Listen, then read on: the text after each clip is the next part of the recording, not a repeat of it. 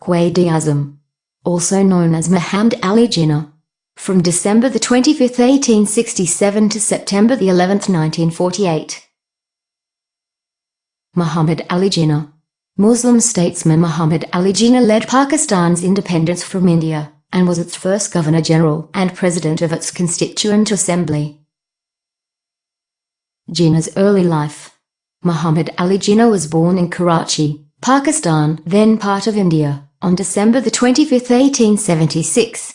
At the time of his birth, Jinnah's official name was Muhammad Ali Jinnah Bhai, the eldest of his parents' 7 children. Jinnah's father, Jinnah Bhai Punja, was a merchant and an exporter of cotton, wool, grain and range of other goods. As a whole, the family belonged to the Qajar Muslim sect. Jinnah had 3 brothers and 3 sisters. One of them was Fatima Jinnah. He joined many schools in Bombay and Karachi as well, but he passed his matriculation exams in Sindh Madrasa. Sir Frederick Lee, friend of Punja Jinnah, offered young Jinnah to go abroad for more education. His mother and his first wife died in his absence. He joined Lincoln Inn Court as entrance gate had names of the best lawgivers. Attorney. After joining Lincoln's Inn, a renowned legal association that helped law students study for the bar, over the next few years, Jinnah prepared for legal exam by studying biographies and political texts that he borrowed from the British Museum Library. While studying for the bar, Jinnah heard of the terrible news of his wife and mother's death, but he managed to forge on with his education. When Jinnah passed his legal exam in May of 1896, he was the youngest ever to have been acceded to the bar. With his law degree in hand, in August 1896, Jinnah moved to Bombay and set up a law practice as a barrister in Bombay's High Court. He continued to practice as a barrister up through the mid-1940s.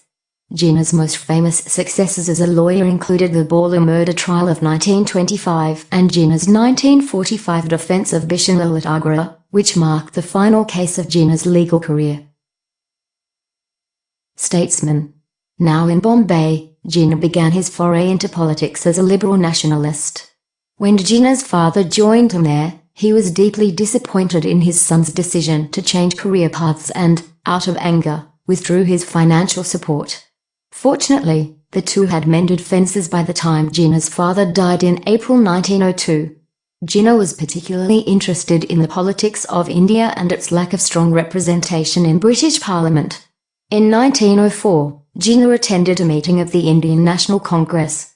In 1906 he joined the Congress himself. In 1912, Jinnah attended a meeting of the All India Muslim League, prompting him to join the League the following year.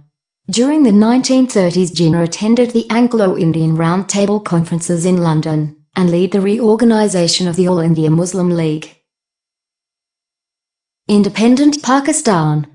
During a 1940 meeting of the Muslim League at Lahore, Jinnah proposed the partition of India and the creation of Pakistan, in the area where Muslims constitute a majority. At this juncture, Jinnah was both displeased with Mohandas Gandhi's stance at the London Round Table Conference in 1939, and frustrated with the Muslim League. To Jinnah's relief, in 1942 the Muslim League adopted the Pakistan Resolution to partition India into states. 4 years later, Britain sent a cabinet mission to India to outline a constitution for transfer of power to India. India was then divided into 3 territories.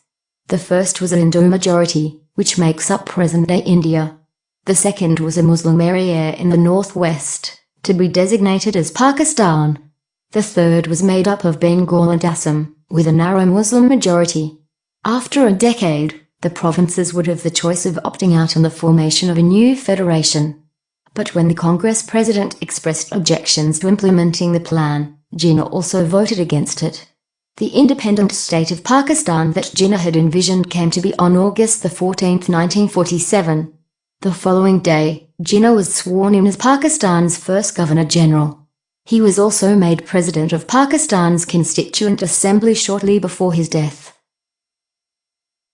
Death and legacy. On September 11, 1948, just a little over a year after he became Governor-General, Jinnah died of tuberculosis near Karachi, Pakistan, the place where he was born.